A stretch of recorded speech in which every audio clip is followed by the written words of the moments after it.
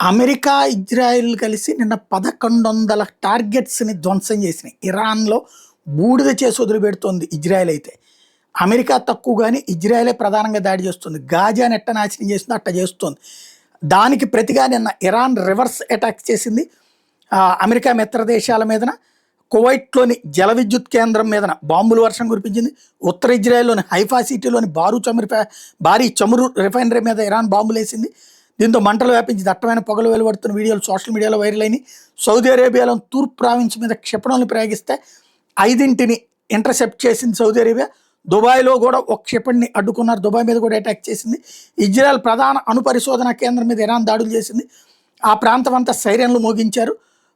అయితే ఇప్పటిదాకా America, Israel జరిపిన దాడిలో 1900 మంది చనిపోయారని ఇరాన్ ఒప్పుకుంది. మరోవైపు లెబనాన్ మీద ఇజ్రాయెల్ జరిపిన దాడిలో 3 ఐక్యరాజ్య సమితి శాంతి విభాగ సభ్యులు చనిపోయారు. బీరుట్ శివారు టైర్ ప్రాంతంలో ఇజ్రాయెల్ మీద జరిపిన దాడిలో ఒక లెబనాన్ సైనికుడు చచ్చిపోయారు. మరోవైపు ఇరాక్లో ఉన్నటువంటి మొహమ్మద్ అలా వైమానిక స్థావరం మీద రాకెట్ల దాడి జరిగింది. ఈ దాడి తమ ఆంటోనేవ్ 132 ఆర్మీ రవాణా విమానం చేసిందంటూ విమానం ధ్వంసమైందని ఇరాన్ రక్షణ శాఖ చెప్పింది.